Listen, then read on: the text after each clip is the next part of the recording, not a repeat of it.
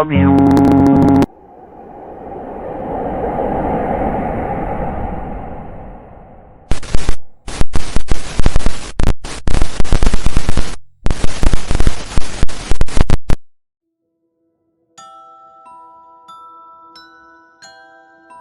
जब मैं 21 साल का था तो मेरा तबादला सैन फ्रांसिस्को के कॉलेज में हुआ। मैंने आसपास रहने के लिए जगह का पता शुरू कर दिया। मुझे एक बहुत ही सस्ते में 2 बेड अपार्टमेंट मिल गया। ये मेरे कैंपस के काफ़ी नज़दीक भी था। उस अपार्टमेंट में एक लड़की रहती थी जिसकी उम्र तकरीबन 29 साल थी। उसका नाम बेथ था। वो दिखने में लंबी और चौड़ी थी। उसके स्याह काले बाल थे और रंगत थोड़ी पीली थी। उसका बर्ताव तो अच्छा था, लेकिन वो थोड़ी सी खामोश तबीयत भी थी। लेकिन लगता था कि मैं उसे अच्छा लगा हूँ, जिसकी वजह से उसने मुझे अपार्टमेंट में रहने की इजाज़त दे दी। पहली रात जब मैं उसके साथ डिनर पर गया तब मुझे एहसास हुआ कि बेथ थोड़ी अजीब है। वो डिनर करते हुए सारा वक्त मुझे ये कहती रही कि तुम्हारी शक्ल एक फिल्मी हॉलीवुड एक्टर से मिलती है। मेरी समझ में नहीं आ रहा था कि मैं क्या कहूँ, तो मैंने सिर्फ उसका शुक्रिया अदा किया। और मैं बिल्कुल भी उस एक्टर से नहीं मिलता था, इसलिए मुझे उसकी बातें मेरी समझ से बाहर लग रही थी। जब हम अपार्टमेंट में वापस आए तो उसने मुझे कहा कि क्या तुमने मेरा कमरा देखा है। मैंने कहा नहीं, और वो मुझे अपना कमरा दिखाने ले गई। बैथ के कमरे की दीवारें उस फिल्मी एक्टर के पोस्टर से भरी हुई थी। यहाँ तक कि उस एक्टर की तस्वीरें उसने अपने आईने पर भी लगा रखी थी। उसने उस एक्टर की तमाम मूवीज़ भी ख़रीद रखी थी।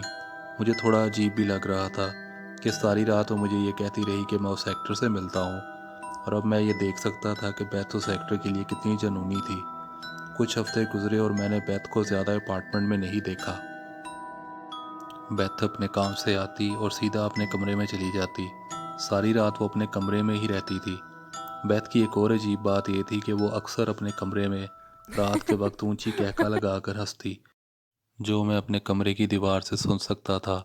और मैं हैरान होता था कि बेथ इस वक्त क्या कर रही है।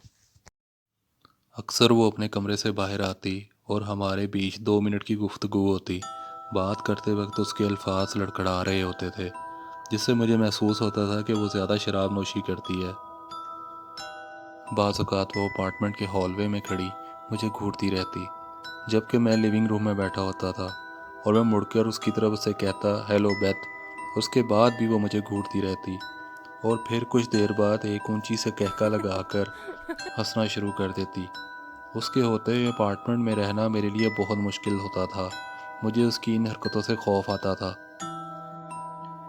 एक रात मेरी आंख दरवाजे के लॉक की आवाज़ से खुली। तकरीबन रात के 2 बज रहे थे। मैं अपने बेड से उतरा, तमाम लाइट्स ऑफ थी, लेकिन मैं बेथ को सामने के दरवाजे पर खड़ा देख सकता था। उसके चेहरे का रुख सामने के दरवाजे की तरफ था और वो बार बार दरवाजे के लॉक को खोल और बंद कर रही थी। और जैसे ही वो लॉक को घुमाती वो मेरा नाम पुकारती। उसे इस तरह अंधेरे में खड़े मेरा नाम पुकारते देख मेरे तो होश उड़ गए। मैं चुप करके अपने कमरे में वापस मुड़ा और सोने की कोशिश करने लगा। एक रात मैं लिविंग रूम में बैठा मूवी देख रहा था कि बेथ ने लिविंग रूम की लाइट ऑन की और मुझे मजबूरन मूवी पॉज करने को कहा। मैं इस बात पर मुझे बहुत गुस्सा आया। उसने मुझसे पूछा कि क्या तुम मेरे एक्स बॉयफ्रेंड के बारे में जानना चाहोगे। मेरी समझ में नहीं आ रहा था कि इससे कैसे जान छुड़ाऊं। मैंने मजबूरन हाँ कह दिया और पीछे बैठकर उसकी बात सुनने लगा। अपने ब्रेकअप के बारे में बताते हुए उसे कोई 10 मिनट हुए होंगे कि वो चीख चीख कर बोलने लगी। वो इतना चीख कर बोल रही थी कि मुझे ये डर लगना शुरू हो गया कि कहीं हमसाए जो हैं वो पुलिस को कंप्लेन ना कर दे। मैं शोर की वजह से उसको आहिस्ता बोलने पर भी कहता रहा, लेकिन वो मेरी एक बात नहीं सुन रही थी। चीखते हुए बेथ ने एक ऐसी बात की कि मैं काफ़ी खौफज़दा हो गया। उसने कहा कि वो अपने एक्स बॉयफ्रेंड का गला काट देगी। ये मेरे लिए काफ़ी अलार्मिंग था।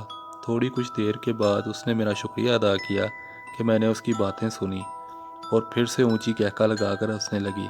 मैं मौका देखकर वहाँ से उठा और अपने कमरे में सोने चला गया। मुझे अब इस अपार्टमेंट में इस लड़की के साथ रहना ज़रा भी ख़तरे से खाली नहीं लग रहा था। और ऊपर से मसला ये भी था कि मेरे कमरे का जो लॉक था वो भी नहीं लगा हुआ था। मैंने जल्दी से अपने कमरे में बड़ी अलमारी को दरवाजे के साथ लगा दिया ताकि दरवाज़ा ना खुल सके। रात को एक आवाज़ से मेरी आंख खुली। यह आवाज़ मेरी उस अलमारी की थी जो मैंने दरवाजे के साथ लगाई हुई थी। कोई दरवाजे को खोलने की कोशिश कर रहा था। बेथ दरवाजे को जोर लगा रही थी खोलने के लिए। मैंने लाइट ऑन की और चलाते हुए बेथ को रुकने के लिए कहा। दरवाज़ा चूँकि थोड़ा सा खुल चुका था, उसमें से मुझे बेथ की शक्ल नज़र आ रही थी। वो पूरी तरह से शराब के नशे में धुत थी और एक अजीब सा पीलापन उसकी आंखों में झलक रहा था। मैंने ज़ोर लगा के दरवाज़ा बंद किया और उसे वापस अपने कमरे में जाने को कहा। फिर मुझे बेथ के कदमों की चाप सुनाई दी, जैसे कि वो अपने कमरे में चली गई हो। लेकिन मैं दोबारा ना सो सका। अगली सुबह जब मैं उठकर बाहर आया तो यह देखकर मेरा दिल रुक सा गया। मैंने देखा कि एक छुरी मेरे दरवाजे के फर्श पर पड़ी हुई है। मेरे रोंगटे खड़े हो गए थे। मेरे जहन में बेथ की गई बात आ रही थी कि मैं अपने बॉयफ्रेंड का गला काट दूंगी। मैंने सुबह इस बारे में बात की तो उसने कहा कि मुझे नहीं याद कि मैंने कब तुम्हारा दरवाज़ा खोलने की कोशिश की और ना ही ये याद है कि मैंने कब अपने एक्स बॉयफ्रेंड के बारे में तुम्हें बताया।